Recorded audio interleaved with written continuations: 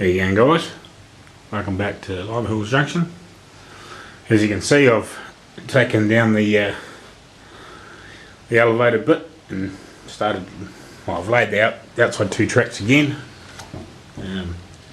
just so they go round on themselves.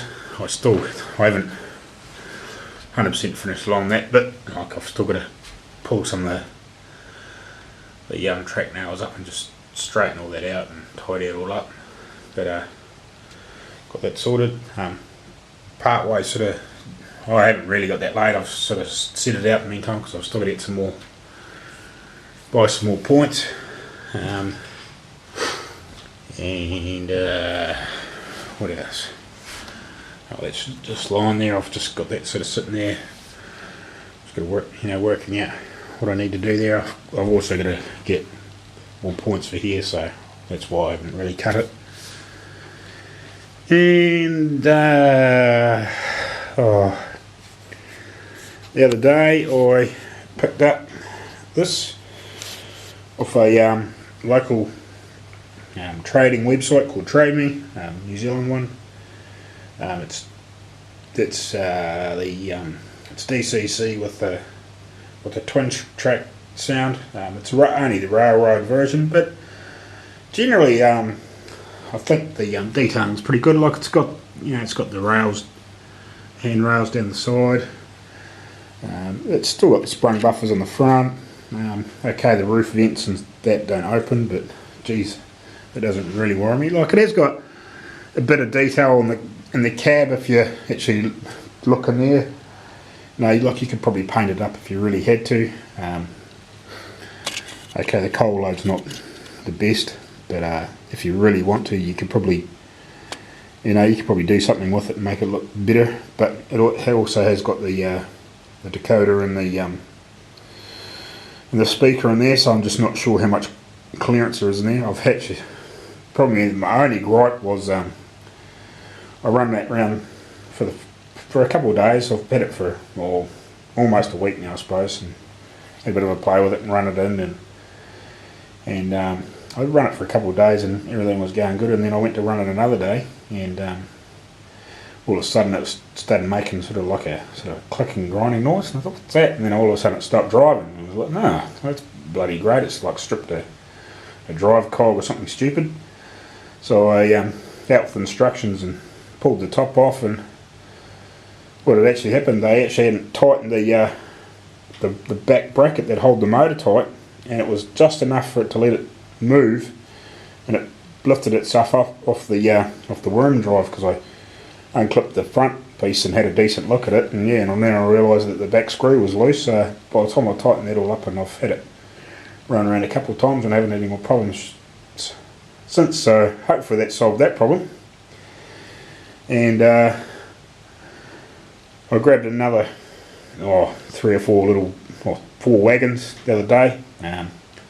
These 3 here, not the brown one, but these 3 here, and there's another little one over there in the meantime, behind the other Ginty, which is the same as this other one. So I grabbed that, and a little Land Rover, and I had bought the old Fergie tractor and the old Triumph there a wee while ago. So still slowly building up a bit of stuff. I paid $230 New Zealand for the A4, which is not too bad, because I think the proper nice version with the DCC sound, not the twin track sound, it's about $400. So I think it was pretty reasonable sort of value. And there's a couple others I've been looking at too that have still the railroad version, but with the twin track sound and bits and pieces, and they're reasonable sort of money. I've had a good look at them, and for my budget, they're fine. Okay, sure, they haven't got the windows in them and stuff, but that's probably something I can one day, if once I've got a few of these kits and bits and pieces, I might have some spare plastic, and I might actually be able to lift the body off and and put a little bit of plastic in behind there and make it look like it's got the windows. You know, like for all that's probably involved in it. You know, if I was really careful, I could probably get it in there quite tidily. So, like, but generally, like, you know, like at a general glance, like it's got all the bits and pieces on it. Okay, it's probably not as highly detailed, but I'm not really fussed. Like, you know, my budget isn't huge, so I'm pretty happy. Yeah, like it's got the nice little coupling on the back. Like I wish all these ones had like the finer coupling, but hey, you know, that's probably something I can maybe look at and figure out how to change them over later on. Like some of them are, some of them are put on different ways, so I'd have to have a look into that and just see. Because I do have to actually repair one of my old original ones, like that's pulled off. It's actually, I think, no, it's just, it broke the little clip off. I've still got the coupling, but it's the little clip that was underneath. I think the young fella grabbed it, and when he pulled it off, it actually broke the little clip, so I've got to get the little clip for that. And it was attached to the tanker at the same time, and it's broken that out, but it's pulled the rivet out of it, so I'll have to have a play with that one day and try and put the coupling on the back of that. But in the meantime, like, they can just sit on the back of a train in the meantime till I get that sorted. So yeah, that's all I've been set up to. Still trying to work this out, and hopefully next week I'm going to get some more of these $12 Hornby points that I've come across. I can only get another 4 at the stage. I thought they were new, but I don't think they were. I think they're a sort of second-hand new.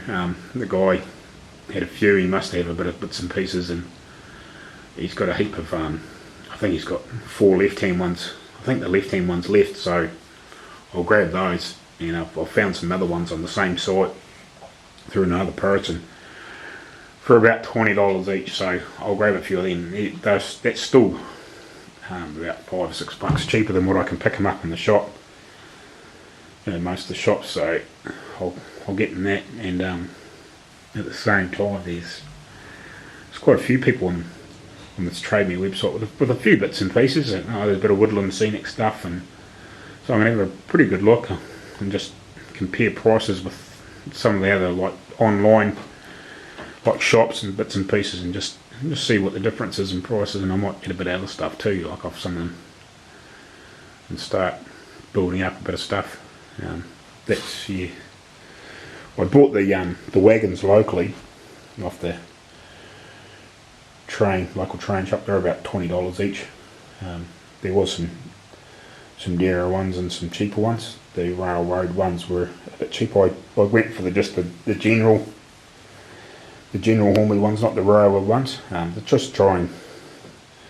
I think some of the railroad ones had plastic wheels, but I'm pretty sure most of them don't now. I'm not 100% sure on that. I just looked at a couple, and they might have been older ones though too, you know, like some of the, and it looked like some of them had plastic wheels, but I don't know, they could have been even just real old stock maybe, before they started doing all steel. I'm not 100% sure. I'm not a real big fanatic on it, and I haven't really researched, you know, like from over the years and what had what, and I'm only just getting back into it. And so yeah, I'm going to try and find a few more of these little line wagons for when I start doing my scenery over there. So, and I'd like to try and change the name on the side of it, but I'll work on that one. See if I can figure out some way of doing that. See if I can maybe find some transfers online with about the same sort of size writing or very similar, and you know, I don't know whether you can remove these ones. I don't really know, but either try and remove them or repaint it or something eventually, and try and make it a bit more local. So yeah. And yeah, it's about all I've got at this stage.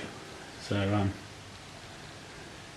and if you're into G scale stuff, I've got a mate over in Aussie. That's Luke Nutters. I'll leave a description at the on the end of the video, like on the description piece, like the comments and stuff. The link to his website or link to his channel, and he's got some G scale stuff and some HO and sort of American bits and pieces. He did have a bit of English stuff there, but he's heading the American sort of side of it. He's actually a train driver in Australia. So yeah, he's got that G scale stuff's pretty cool. Like it's looks pretty good. He's got a like a garden sort of railway that sort of runs around part of his house, and then he's also got a little HO layout, which is 8x4, which he's just starting to get into. So yeah, have a look at that and see what you think. Alrighty guys, I'll leave it at that, and hopefully another week or so I might have a little bit more to show you. Cheers.